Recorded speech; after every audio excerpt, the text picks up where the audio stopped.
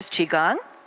She's the author and creator of Tiny Imperfections, and she's gone through her own personal journey with stress, anxiety, and panic attacks. And so her life's experiences, she says, are her best teachers. There's no judgment because she's been there.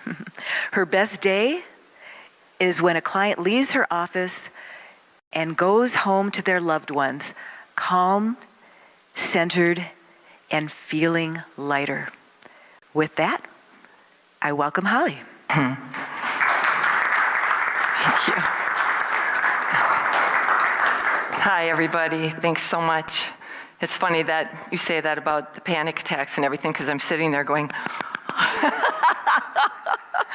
So it's really nice to be here because I actually just moved off the lake last summer, and to be back at Lake Harriet, and it's just so nice to be back home. So I lived there for almost 20 years, and so it was a hard move, but I'm back here now today, and this is awesome. So to start today, I would love to share an exercise with you from a course that I took in laughter yoga. Hardest course I've ever taken in my life. I was so far out of my comfort zone, not because I don't like to laugh, but I'm not used to laughing on cue, to just say, okay, laugh, and start laughing. And so I always think that every time that I take a course or I do a class or anything, I always walk away with a golden nugget, whether it's 2 weeks long, a year long, 3 days long. I always walk away with one thing that I remember and it changes my life. And this was one of those things, and I want to share it with you. So if you'd like, if you could just sit and close your eyes. And I want you to think of something from this past week that upset you or made you angry or worried. And I want you to think about that. And then just kind of feel the feelings that go with that.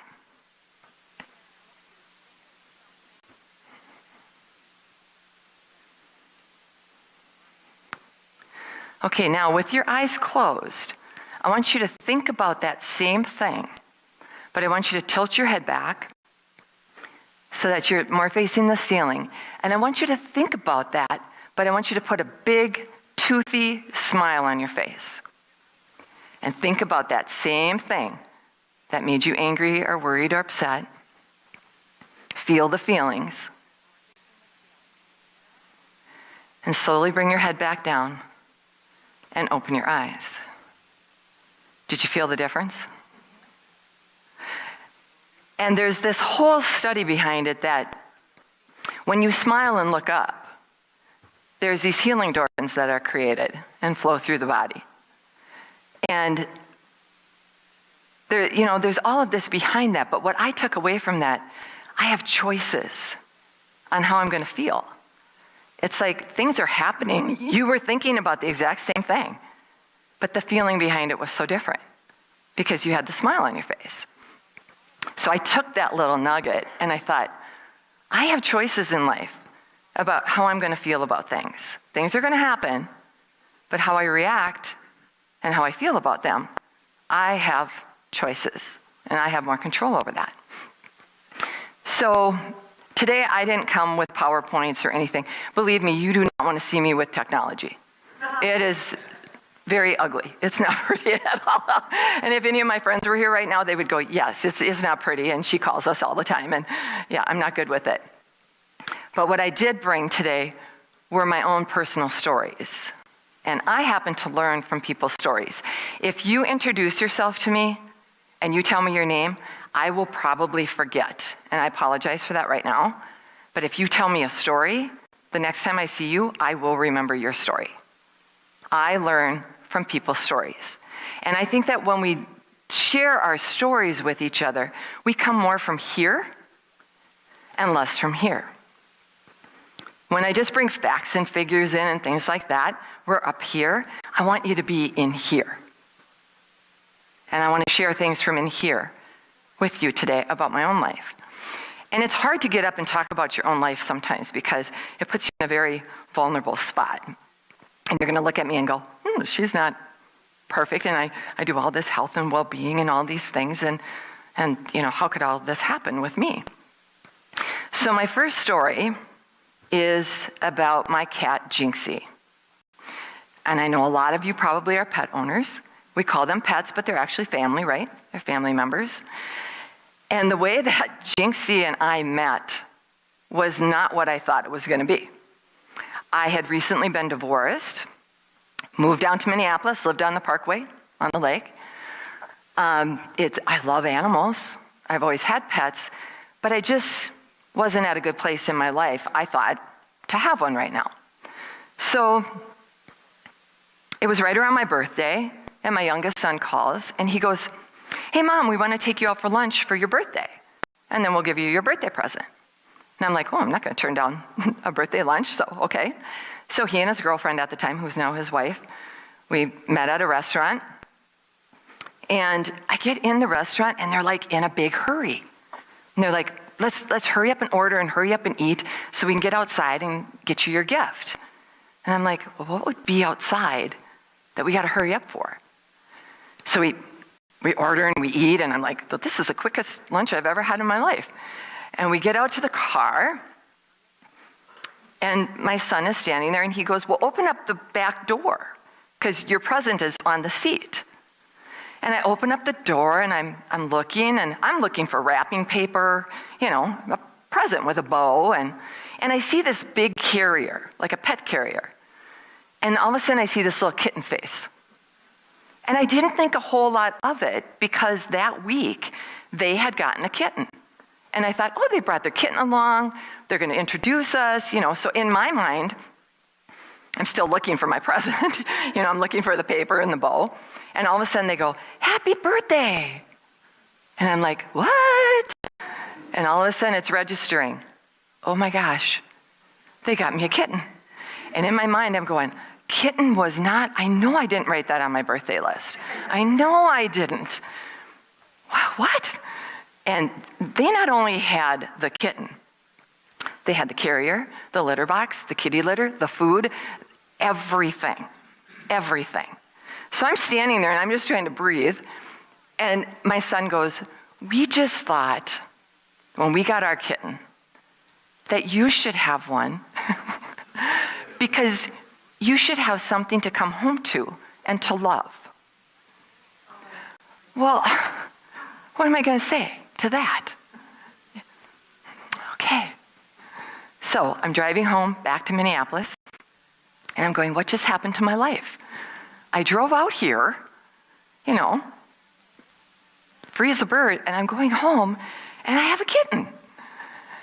And by the time I got back to Minneapolis, I was totally in love. I was totally in love. So I named him Jinxie. And if any of you watched the movie Meet the Parents, that movie, the cat's name is Jinxie, and the cat is toilet trained, to go on the toilet. And I thought, I can do that. My cat's so smart, we can do this. Well, I didn't get him that far. We actually never tried. But I did get him leash trained. And how that happened, now we're talking like 15 years ago. How that happened was, I'm one of those pet owners that I believe in getting the pets outside as much as possible, socializing, seeing other people. And so I bought a kitty stroller. Okay, so if anybody ever saw a woman walking with a kitty stroller, that was me. And so I'm walking, I take him outside and I put him in a little kitty stroller. It's got the little hood on it and a little zipper and everything, so he's safe.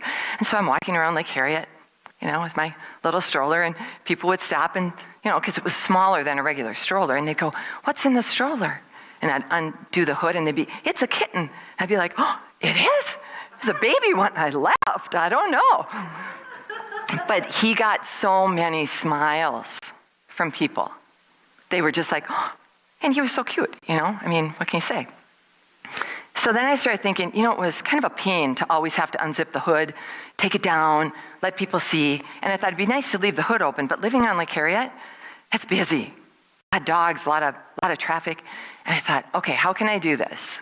So I got a little collar, doggy collar, and a leash. And I thought, I'll put that on, open the hood, and that way if he would jump out, he's still safe. Well, he did jump out, but he started walking.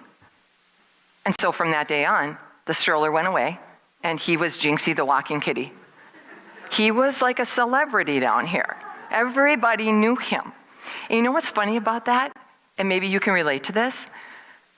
You know everybody's dog's names on the block or in the neighborhood, or their cat. And you go, "Hi, Buster, how are you?" And you look at the owner and you go, "Hi, you." You don't know anybody's name. You know their pet, but you don't know the person's name. But what I found was Jinxie was not only good at socializing for him, but I was meeting people through him. Anybody who has a pet, you kind of agree with that? You meet people. You start having conversations and things. And so he was Jinxie the cat, at Lake Harriet. He thought he was a dog, though. So he would get in a group of dogs, and he'd just be like, So I was just like, I hope he doesn't remember he's a cat right now, because dogs would come over to play. They'd have their little play days and everything. And he was just an amazing cat. He was always very healthy. He never had to go to the vet for any illnesses or anything like that. But he was a 20-pounder. He was not a small boy. He was a big cat.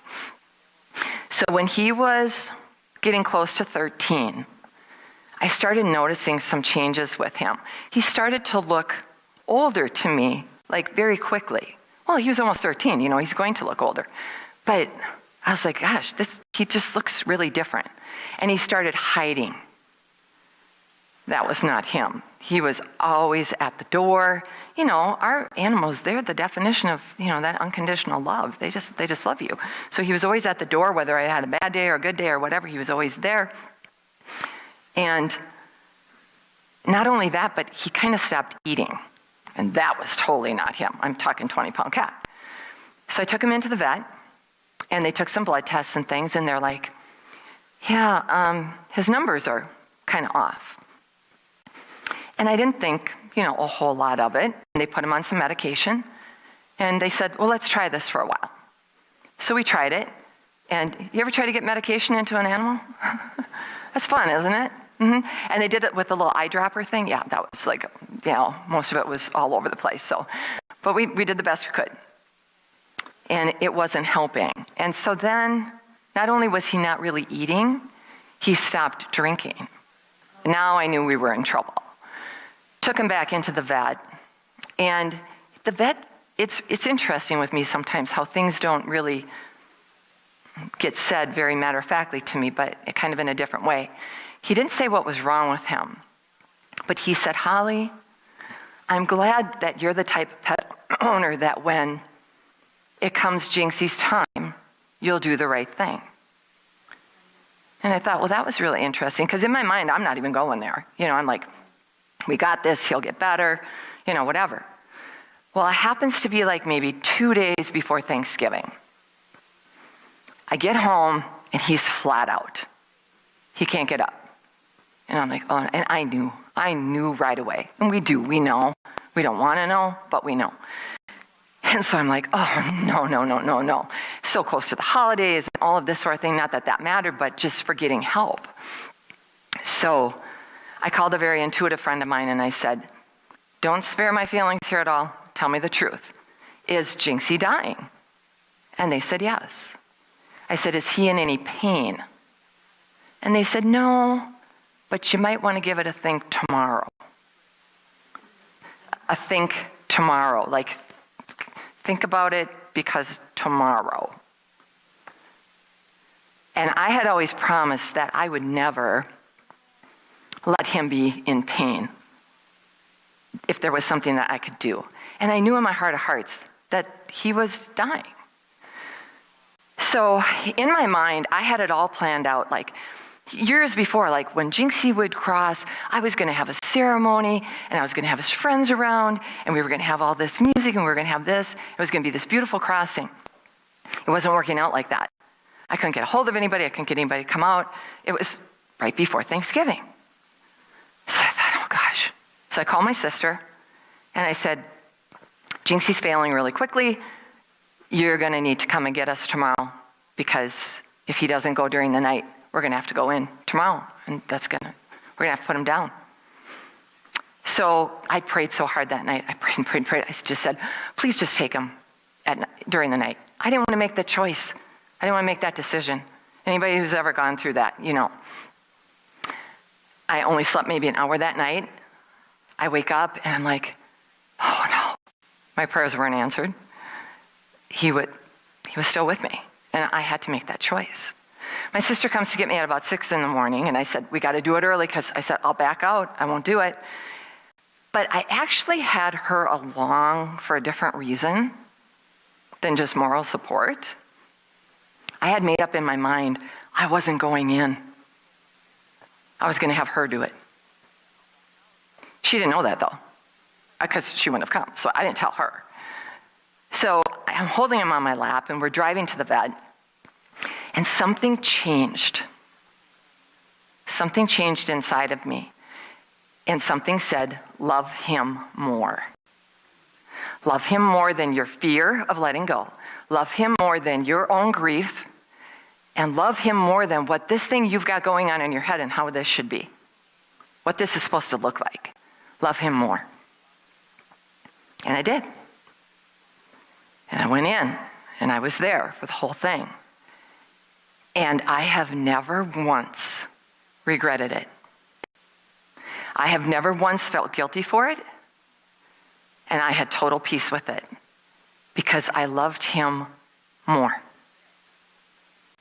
than all of my stuff. Sometimes those hard things, we have to do that, right? We have to love them more. And it was interesting, because after he was gone, so this is in the winter, it took me a long time to be able to go out in the spring and just sit out on the yard or do the things that we used to do together, because he was always with me and everybody knew him. So nobody, my friends at the lake knew, and they were, oh my gosh, they were amazing. Flowers, and they wanted to cook for me, and they got it because they all loved him too.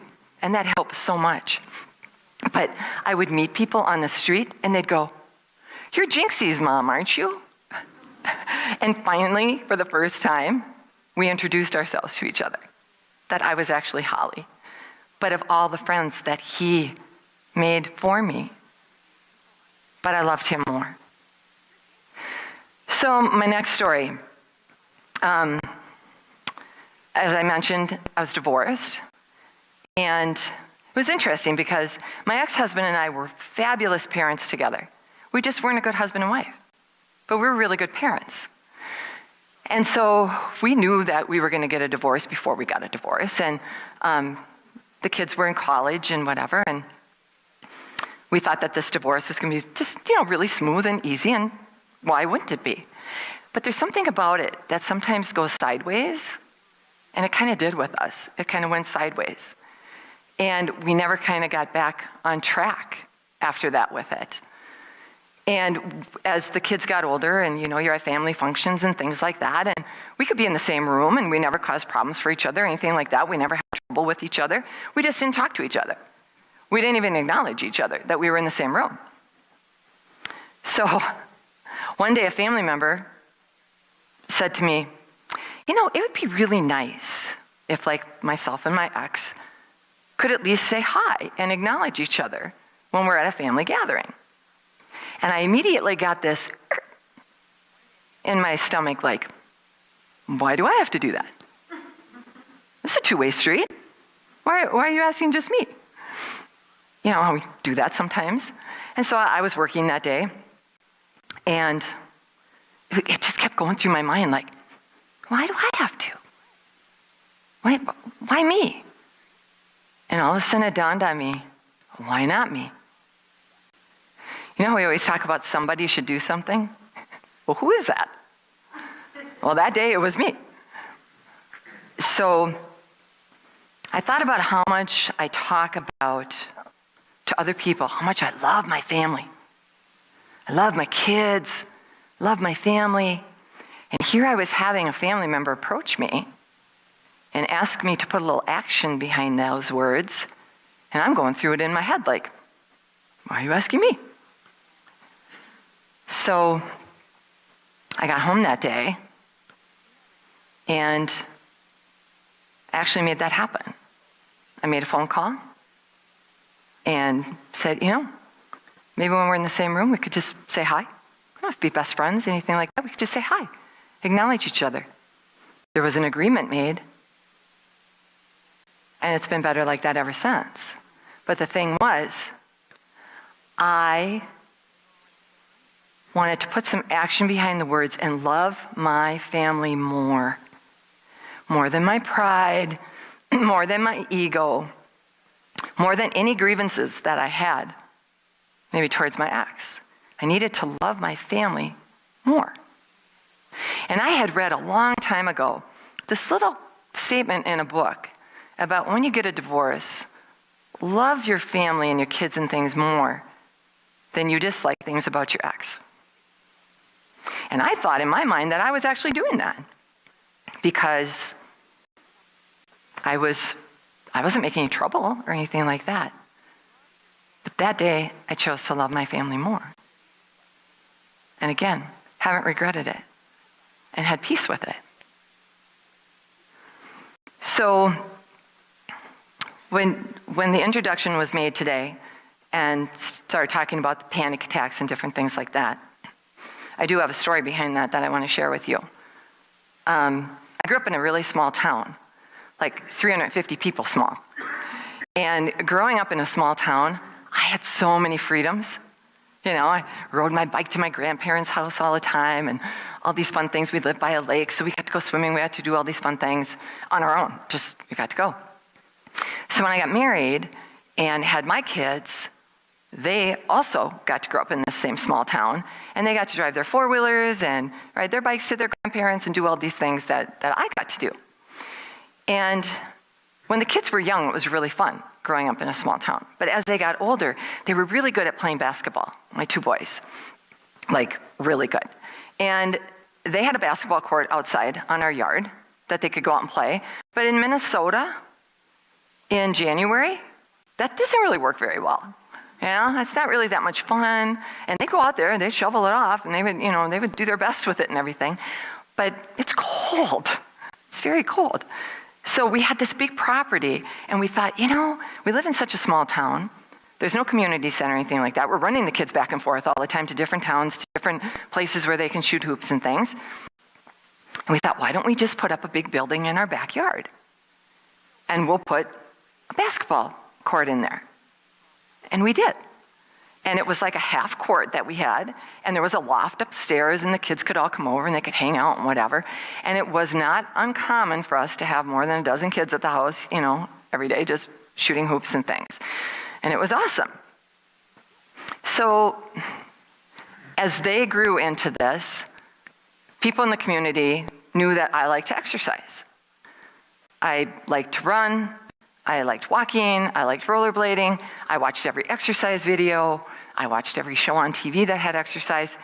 And one day a friend approached me and said, hey, this gym that you have in your backyard? Would you ever think about opening that up and allowing other people to come and exercise with you? As long as you're exercising anyway, could people just come and exercise with you? I thought that's kind of a good idea. I kind of like that idea. So we started it on a Monday, 4:30 to 5:30. Well, those friends told some more friends. That ended up lasting, I think, 3 or 4 years. Monday through Friday, 4:30 to 5:30. Anybody that wanted to could come and exercise. And I led these classes. We did everything from step aerobics to weight training to just all these different things. And it was just volunteer. I just opened up the doors and said, come on in. And it was so fun for me because I got to watch people's lives change. They started feeling really good about themselves. It was just really fun, and I loved doing it. So when I got my divorce, all of that changed. I left that small town. That was the only town I ever had lived in, and moved to Minneapolis. So my Reiki practice was back at the house because we had added on to the house for it. I left, doing these classes and things like that, and moved down onto the lake. And I can still remember my first day in my apartment on the lake. I didn't have my furniture or anything yet, and I'm sitting in a lawn chair in the middle of my living room, looking around going, okay, this is my life. Okay, I got to figure it out. And I did get furniture. It's better. It gets better after that. But yeah, so I thought, okay, I can do my Reiki practice. I can continue to do that because now I'm my sole provider. I got to figure this out. And I thought, what else do I like to do? I'm at a point in my life where I really want to do something I'm passionate about and I can still make money. And then I thought about the exercising. I thought, well, people really like that. It came very natural to me. So why don't I become a personal trainer? So I did all my courses and all my classes, and I think I was like 43 or so when I became a personal trainer, which is not all that common.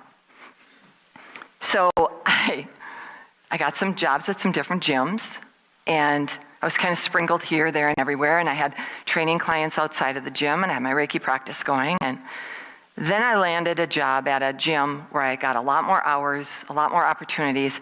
I was personal training, but I was also doing a lot of group fitness things, and I would do everything from Busse to boot camp to you name it, I was doing it. I was teaching Tai Chi at the time, all these different things. And not only was I teaching it, I was doing those classes. And sometimes I would do 6 hours of working out a day. Then I would go and do some Thai yoga body work, and then I would go and do some Reiki, and then I would go and do this, and I was creating another business on the side, Okay? I thought, I got this. My classes were full. People were loving it. People were finding out about me. Opportunities were coming in. It was awesome. It was so awesome. And in between time, I would go home and make sure that Jinxie was getting some outdoor time. So I'm back and forth and making all this work. And I know that a lot of you probably have those same types of lives. But what happened was I got this big opportunity. A big hospital called. They go, Holly, we've heard so much about you, and we're having this big event for a couple hundred people, and we want you to be one of the guest speakers. And I'm like, oh my gosh. I'm like, yeah. And she not only said that, she goes, and we want you to be the last speaker of the day because we want you to be the grand finale because we know you're really going to bring it home. And I'm like, okay. I'm getting a little like, oh, no pressure. Okay. I can do this though. I'm super Holly. I can do anything. So the day of the event comes. I'll never forget it. I'm sitting up in front, and I'm waiting for my turn, and there's like 4 speakers before me. And I'm sitting there, and I'm waiting, and I'm listening, and all of a sudden, I start feeling kind of weird. Like, my heart was, and I thought, that's odd. And I started feeling like, having a little trouble taking a deep breath. Anybody know where I'm going with this? And my legs went numb, and my feet, and then my arms, and my hands. And then I started feeling my jaw, and my tongue, and my vision went like this. I had tunnel vision, and I had ringing in my ears. And I knew exactly what was happening. It happened to me back in my 20s and my early 30s. I was having a full-blown panic attack. What I didn't tell you is that they hired me to do a talk on stress reduction and relaxation. And ways to de-stress. Oh, and I'm sitting there and I'm like, oh dear God, no. Not now, no. And I am in a full-blown panic now. I've got a couple hundred people looking at me, So the speaker before me sits down. I have no idea how I got to the podium. No idea. I remember being up there and looking out. If you asked me today what I talked about, I don't know. I don't want to know. All I know was I just tried to get through it without passing out. And if anybody's ever had one, they're awful. They're just awful. you'd rather pass out, really, than to feel those feelings. So I leave there that day, and I get out to the parking lot, and I'm like, what just happened? What was that? Why? Why is this happening? Well, why? You're doing this, you're doing da. I had too much going on. I was working out way too much. I was everything. But in my head, I'm like, what's happening here? Why is this happening to me? Because I'm not there yet. That week at work was awful. I didn't get out of one attack before another one came in. And I'm trying to work. I am trying to lead classes. I am trying to do all of my stuff. And it was horrible. And I'm trying to hide it. One coworker knew.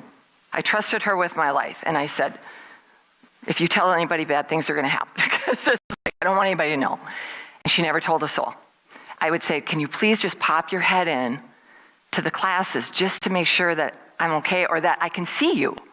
And it just helped me to feel like, okay, if I need her, she can come in and take over, and then I can just go and fall apart and do what I need to do. So this goes on all week. We get to Friday. During the night, I woke up. I thought I had a stroke. I could not feel the left side of my body. I couldn't feel my body hardly. I couldn't talk. I could barely see. And I thought, oh my gosh, something is truly wrong. When I could finally see and get back to my senses a little bit, I called my sister, my poor sister, right? She gets all these phone calls, come and get me for my cat, come and get me. I said, you're gonna have to come and get me. Something's not right. She came and got me. I went back to her place. I spent the night, which was maybe only a couple hours, because now I'm back up at 5 o'clock because I gotta get back to work. You don't get work, you don't get paid, okay? I got to do this. I got to get back to work. I got through one class. The next class, halfway, I'm in the office off of that classroom on the floor with my legs up against the wall. To my sister, come and get me. This time we need to go to the hospital, okay? Because something's wrong. So she comes and gets me, poor thing, takes me to the hospital. And what hospital do you think I'm at? The same hospital that hired me the week before to do the talk on stress reduction relaxation. Talk about humiliating, right?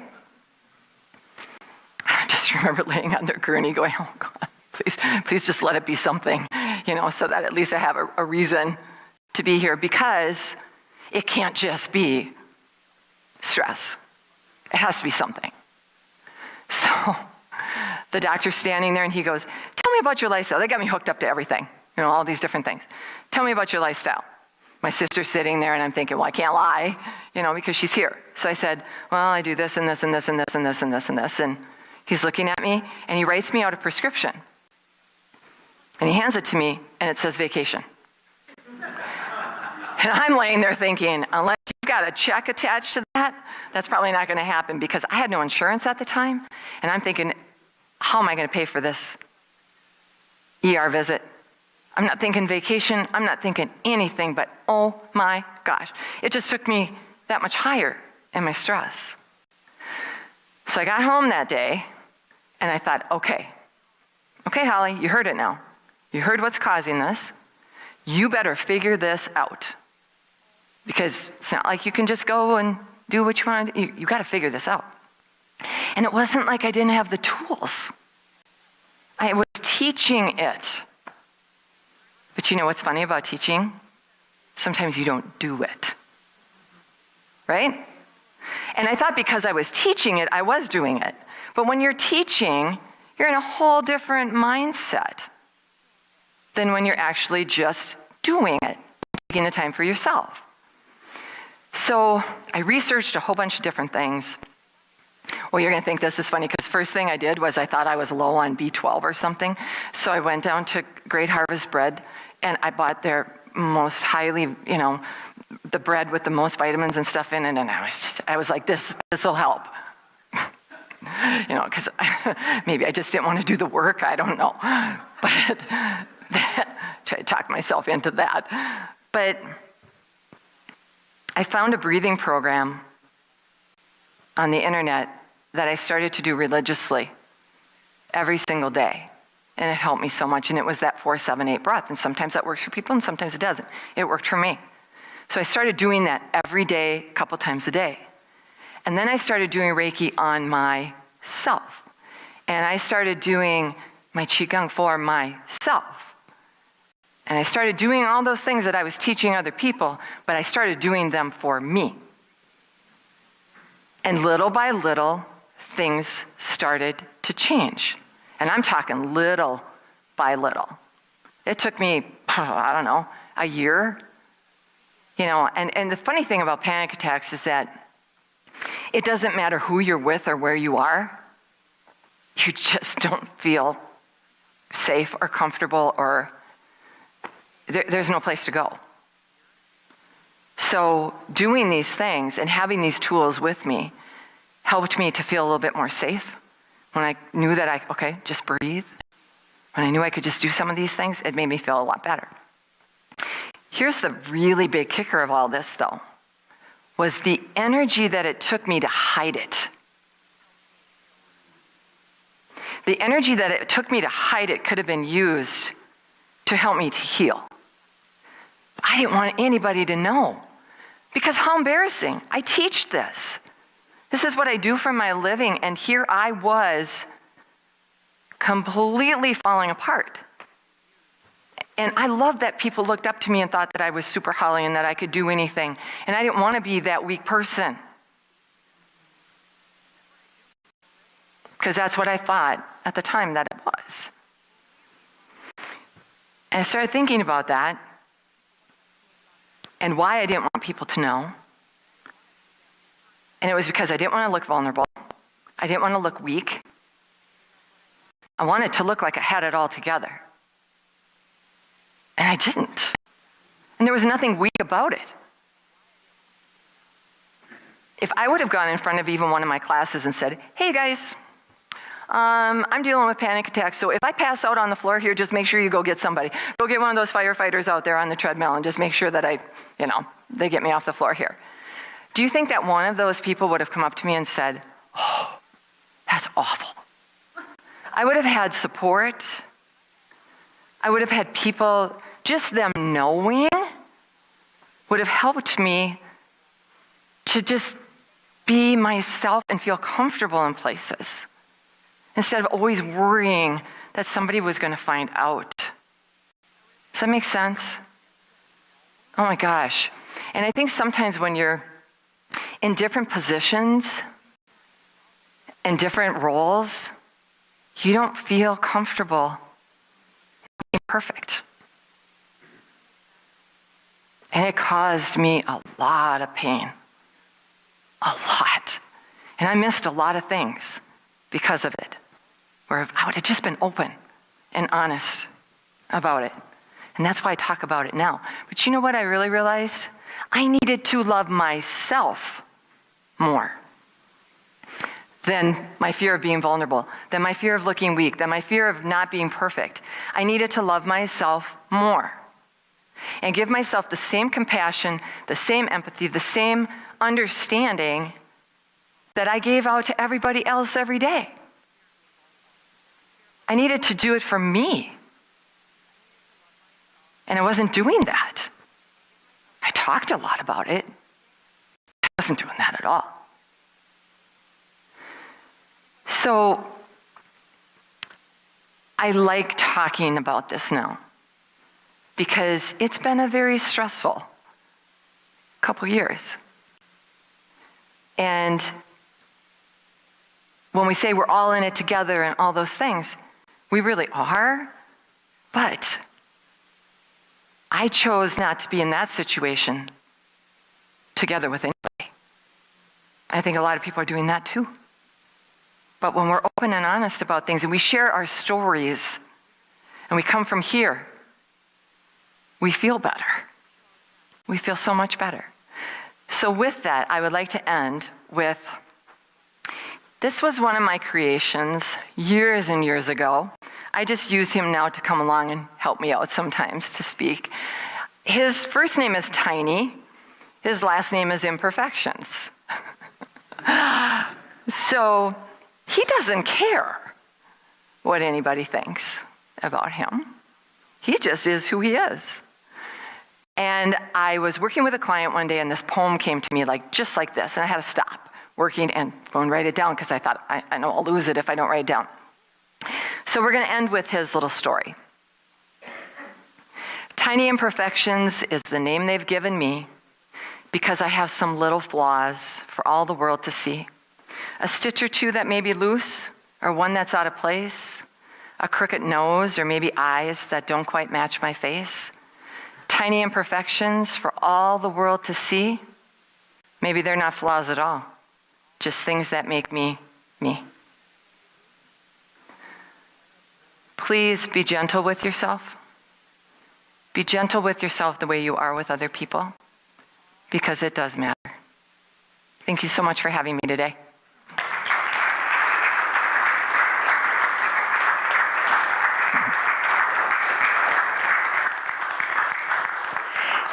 Thank you, Holly Busse. She's going to do our closing circle after we do the offering. So right now I'm going to ask you to dig deep. We need a lot for this beautiful building, for its upkeep, and we are a totally independent organization. You can give now, you can also go on our website, and you can donate through the website as well. And remember, I guess, to love LHSC too, okay? So the ushers are going to pass around the baskets, and I think Gary's going to play a song, and then we'll circle up afterwards.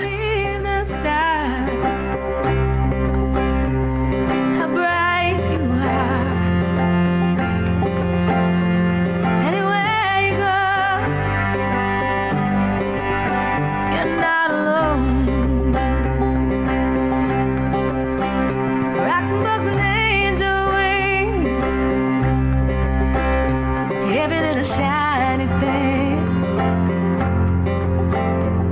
Anywhere you go, you're not alone. You're the North Star and the compass, always finding something wondrous. Anywhere you go, you're not alone.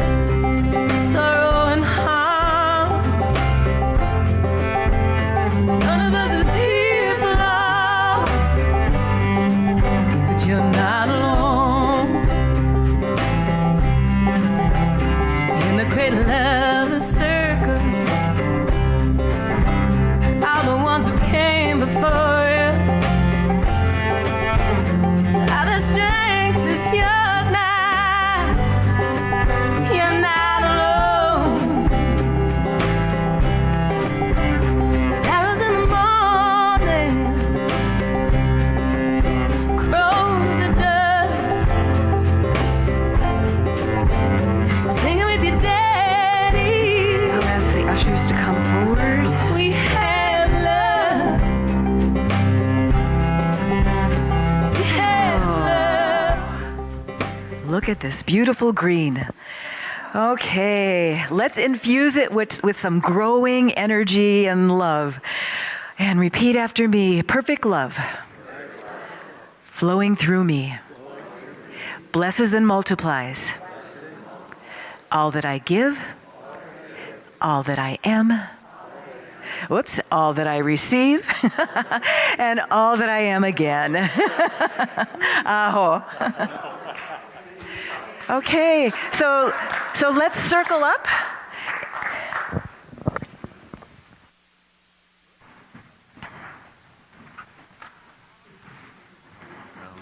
I apologize if my hands are cold. I just can't get warmed up today. My body wants summer. Oh, don't we, right?